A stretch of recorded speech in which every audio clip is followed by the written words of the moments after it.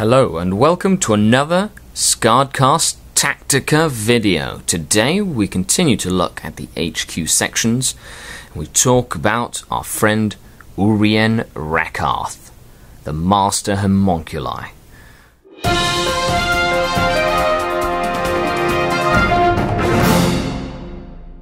Hello and welcome to this Tactica video. This is video number 6 discussing the new Dark Eldar release, and we are continuing to talk about the HQ sections with Urien Rakarth, the Master Homunculus. Master Homunculus Urien has a soft spot in my gaming heart, simply because I have played with him quite extensively in the previous release. So I'd love to talk about him. And his name now is the Sculptor of Torments. So we shall begin. Twisted beyond measure, the being known as Urien Rakarth has almost total mastery over life and death. A depraved genius in the fields of bodily manipulation and anatomical sculpture, Rakarth's skill as a flesh crafter is legendary. Though he once enjoyed a senior position in the intrigues that bind Comora, he has transcended the squabbles over power and prestige entirely. Now, Rakarth exists only to revel in depravity. Ancient, beyond the recollection of even the eldest Archon of the Dark City, Rakarth has been reborn from death so many times that even he can no longer keep count. So profoundly have these constant regenerations affected Urien's metabolism that his artificially toughened skin is able to reknit and heal at an incredible rate. Rakarth welcomes all forms of injury, especially upon the battlefield, for they force him to improvise. He carries a variety of strange weapons to war, including a horrific tool with which he can inject his own foul ichor into his unfortunate victims, bestowing upon them a hideous and horrific, agonizing death. Nonetheless, this demented fiend is most rightly feared for the repugnant creations that shamble from his flesh pens, his menagerie of horrors strains, the sanity of all who behold it, and is made available by Rakarth to the highest Comora bidder. Urien Rakarth is no longer really Dark Eldar. He's kind of like meshed himself into something cool.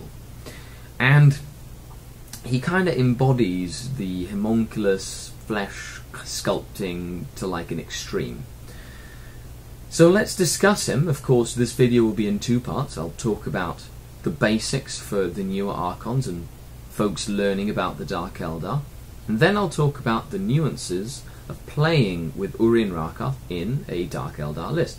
In this case, we will focus on the regular Dark Eldar Codex, but we will probably revisit him at some point when we touch specifically on the Coven supplement. So stay tuned for that when it happens.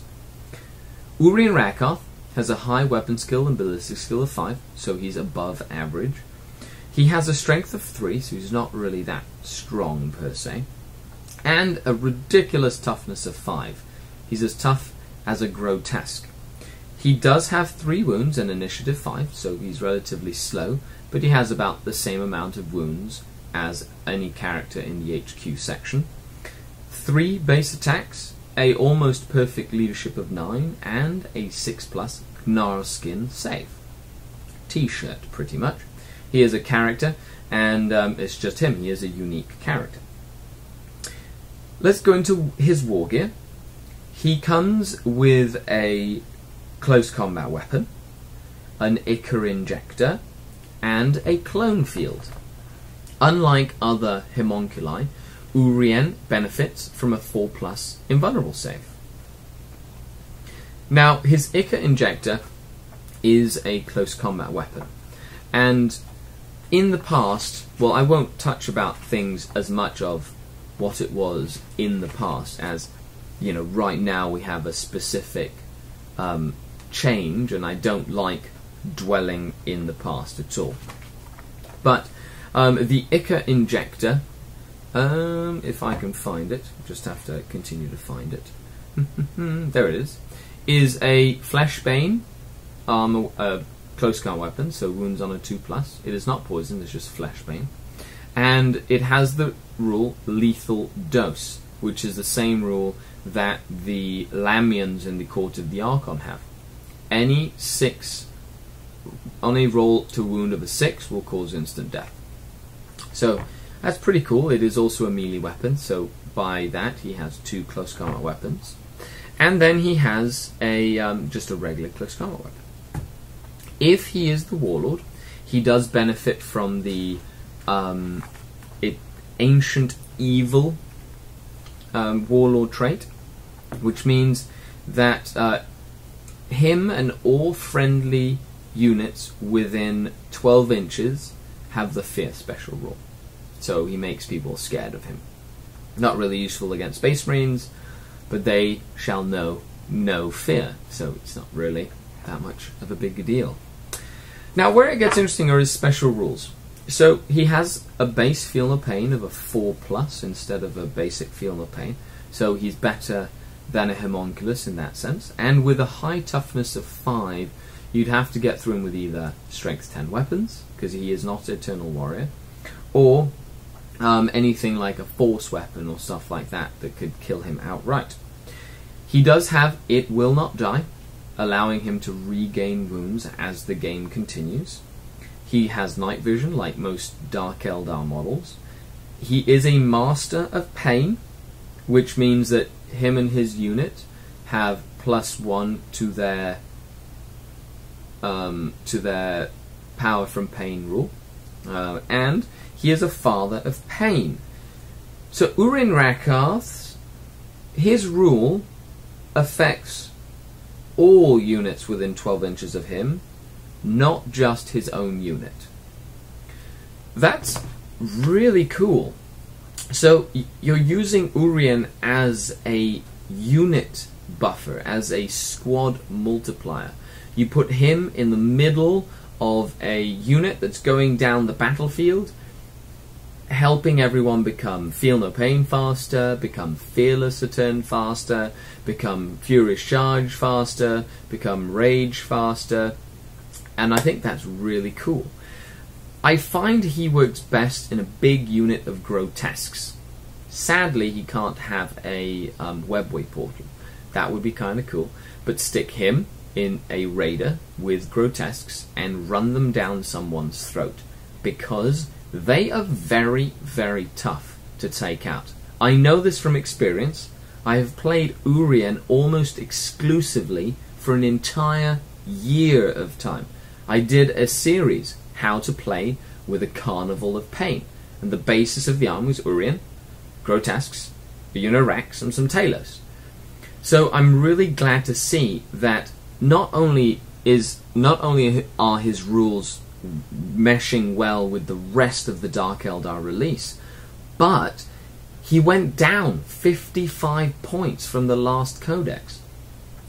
He's now only a little bit over 100 points, well, moderately over, but I mean, as a buffing HQ, and a very tough one at that, very hard to get Warlord kill off him, And he's got a great variety of things that can deal with a whole lot of different characters.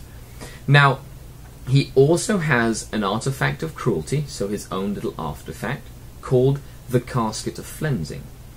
So, it's a 12-inch range shooting weapon. He doesn't have grenades or anything, so this would be his shooting weapon, and he doesn't have a pistol of sorts. That is strength 3 AP 3, and it's assault 2d6 with a 1 use only. An average of 7 shots, hitting on 2s with his ballistic 5, wounding Marines on 5s, but with AP 3. So it's a lot more reliable than it was last edition, simply because last edition everything was random. Random strength, random AP, random shots. Now at least you know the strength, you know the AP, you don't know the shots, but you can kind of focus the shot against something specific. And I personally like that.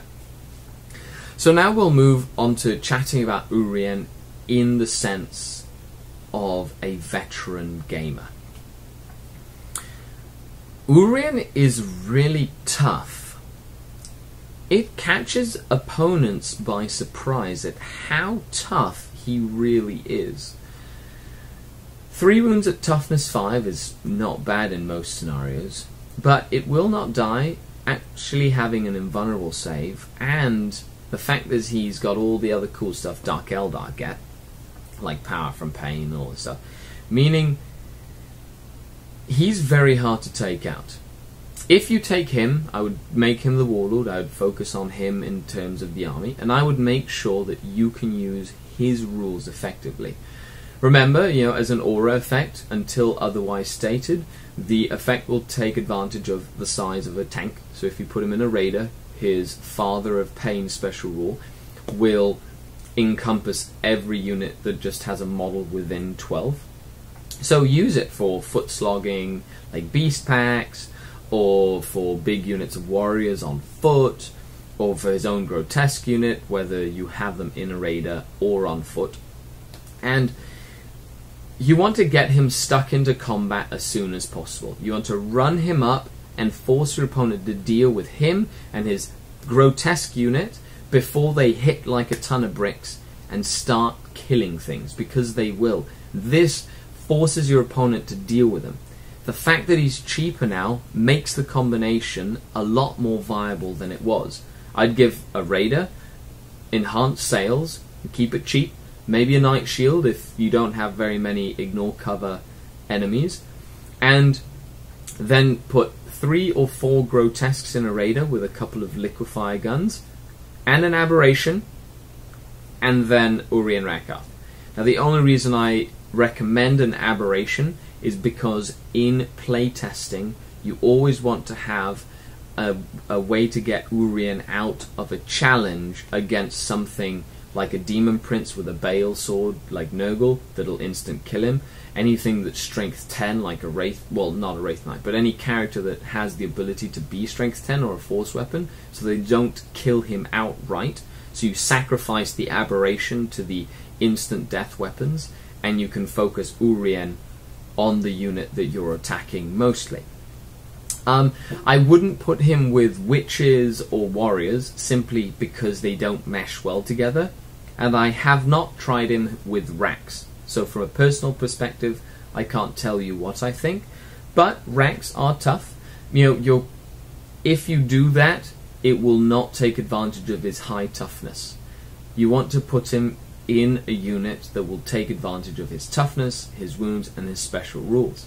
So you can even put him up front to tank wounds, pass some off with Lookout Sir rolls, and use It Will Not Die to bring him back throughout the game. Urien rarely dies, but when he does, it'll be gruesome and it'll be a lot of fun. So make sure you stick him in and send him against these tough units. The clone field will be fun. It's not as good as it was last edition for Urien, but I really like having that 4+ invulnerable save, and his Feel No Pain has improved. It is no longer just a basic Feel No Pain, it's a 4+ Feel No Pain. So I really think if you want to take a killy, tough character that doesn't just die to strength 6 weapons, use Urien Rakarth. He is cheap, he is killy, and your opponents will know how to fear him. But don't squander him. Use him effectively, targeting units that you know he can deal with.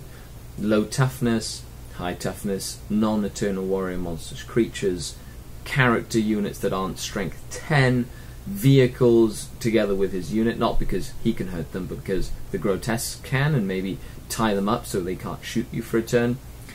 The possibilities are quite varied. So let me know what you think. If you've tried him before, put a comment down below and let us know so that we can discuss the way of the Carnival of Pain. Thanks a lot for watching. I appreciate you guys tuning in to this Tactica series. There are many more to go, and soon the last of the bunch will be discussing Drazar next.